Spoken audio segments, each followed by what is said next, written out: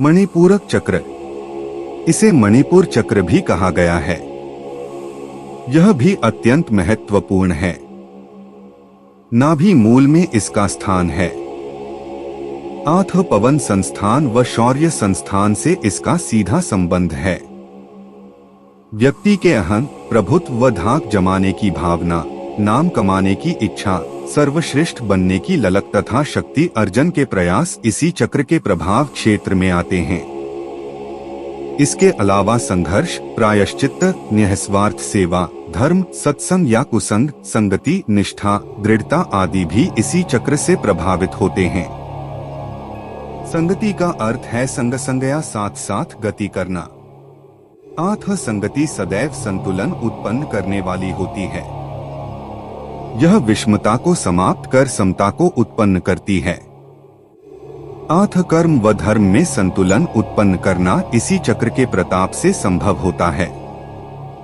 प्रकृति व धर्म का संतुलन जब स्वभाव व कर्म से हो जाता है तो साधक नैसर्गिक लोक में पदार्पण कर सकता है।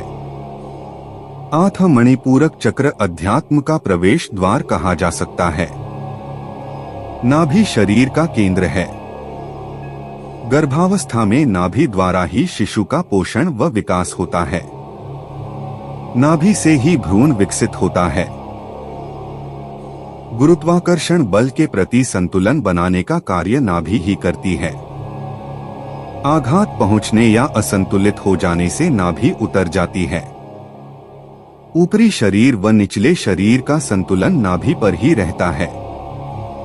रॉकेट को जिस प्रकार अंतरिक्ष में जाते समय गुरुत्वाकर्षण सीमा का अतिक्रमण करते समय विशिष्ट बल की आवश्यकता पड़ती है, उसी प्रकार कुंडलिनी शक्ति को भी ऊपरी चक्रों पर जाने के लिए मणिपूरक चक्र का भेदन करने में विशेष बल लगाना पड़ता है। इस विषय में आगे विस्तार से समझेंगे। इसलिए इसे आध्यात्मिक प्रवेश द्वार कहा गया है। इसीलिए नाभि में अमृत कुंड होना भी कहा जाता है। इसके अलावा योग में अत्यंत महत्वपूर्ण रुद्र ग्रंथि का निवास भी यही है। चक्र प्रकरण के बाद इसकी चर्चा करेंगे। आठ यह निर्विवाद सिद्ध होता है कि संगति या संतुलन नाभि में ही स्थित होने से मणिपूरक चक्र के प्रभाव में आता है।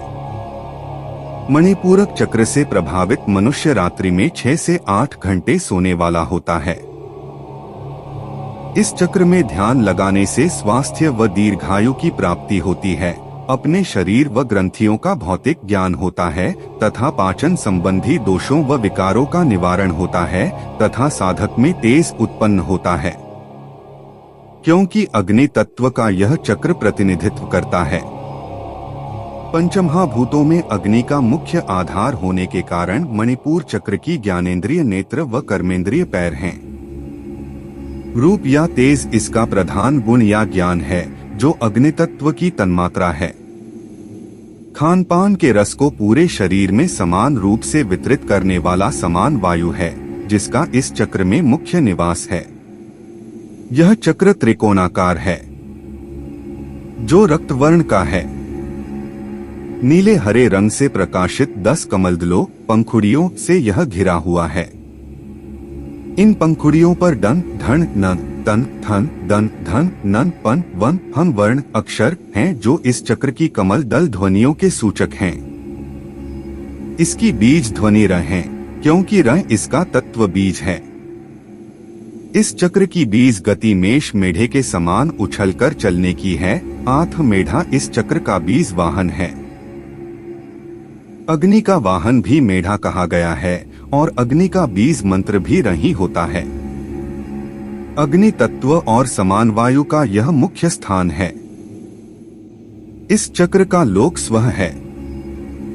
इसका यंत्र रूप अधोमुखी त्रिकोण है जो लाल रंग का है। इसका बीज वर्ण स्वर्णिम रक्त है। इस चक्र के अधिपति देवता रुद्र शिव हैं जो अपनी चतुर्भुजा शक्ति लाकिनी के साथ हैं। इस चक्र पर ध्यान लगाते समय प्रयुक्त होने वाली कर मुद्रा में मध्यमा उंगली व अंगूठे के सिरों को परस्पर दबाया जाता है। मध्यमा व अंगूठे के सिरों को दबाने से शरीर में ऊष्मा उत्पन्न होती है। इसके बीज मंत्र रंग की यदि शुद्धोच्चारण के साथ बारंबार पुनरावृत्ति की जाती है तो उस ध्वनि की तरंगों के प्रभाव से रस को आत्मसात करने की शक्ति व पाचन शक्ति बढ़ती है, क्योंकि इससे जठराग्नि प्रदीप्त होती है। इसके अलावा ऊर्जा भी बढ़ती है जो आयु व सामर्थ्य को बढ़ाती है। प्रायः मणिपूरक चक्र से प्रभावित व्यक्ति क्रोधी होते हैं, क्योंकि अग्नि का स्वभाव ही उष्ण है।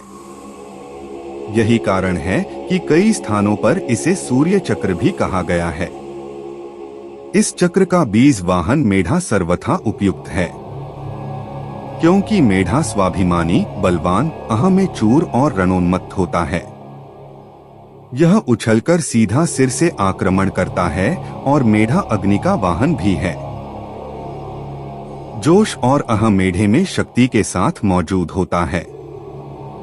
यद्यपि यही गुण वृषभ या सांड में भी है, किंतु उसमें वह फुर्ती और उछलकर चलने लड़ने का स्वभाव नहीं है जो इस चक्र की बीज गति को इंगित कर सके। अतः इसका बीजवाहन मेढा सर्वथा उचित ही है। प्रायः अग्नि का सूचक लाल रंग माना गया है।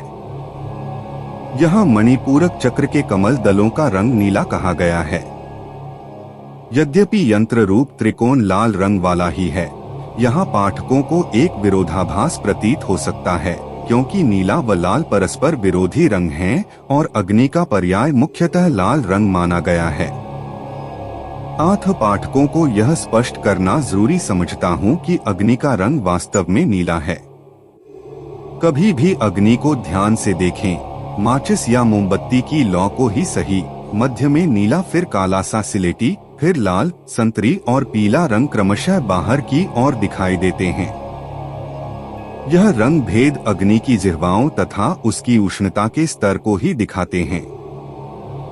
जैसा कि पुराणों व उपनिषदों में अग्नि की 7 जिह्वाओं लपटों का वर्णन भी है। काली कराली च मनोजवा च सुलोहिता या च सधूम्रवर्णा, स्फुलिंगिनी विश्वरुचि च देवी लेलायमाना इति सप्त जिह्वा। मुंडकोपनिषद। अर्थात काली, कराली, मनोजव, सुलोहिता, धूम्रवर्ण, स्फुलिंगिनी और विश्वरुचि अग्निदेव की ये 7 जीभें हैं। इससे सिद्ध होता है कि अग्नि का लाल रंग उसकी सुलोहिता नामक जिह्वा और स्लेटी काला रंग उसकी धूम्रवर्णा नाम की जिह्वा के कारण है। पीला रंग तो तेज, उष्णता व प्रकाश के कारण है, किंतु अग्नि का रंग वैसे नीला ही है क्योंकि मूल में सदा नीली आभा विद्यमान रहती है। यहाँ पाठक सूर्य और शुक्र के संबंध में वैज्ञानिक अन्वेषणों के निष्कर्म देखें। सूर्य लाल है जो तीव्र प्रकाश की अवस्था में पीला मालूम होता है। शुक्र का रंग नीला है। वैज्ञानिक अन्वेषणों के आधार पर हम जानते हैं कि शुक्र से कई हजार गुना अधिक गर्म है और वैज्ञानिकों ने उसके धरातल की भीषण व प्रचंड गर्मी के आधार पर उसे जीता जागता नरक कहा है। इस विशेषता के आधार पर इस तथ्य को भी कसिए कि शुक्र को दानवों का गुरु कहा गया है। मणिपूरक चक्र की विशेष साधना निर्मोहता, शांति, वैराग्य, समता, तन्मयता, आनंद, धृति, निश्चलता तथा उदासीनता, न्यूट्रल होना, निर्लिप्त होना को बढ़ाने वाली कही गई है। मणिपुर चक्र का संबंधित लोक स्व यानी स्वर्गलोक है, जो अन्य ऊपर के लोकों में सबसे निचला है। अतः इसको आध्यात्मिक प्रवेशद्वार कहना ठीक ही है। हमारी वीडियो अच्छी लगी तो लाइक और सब्सक्राइब करें।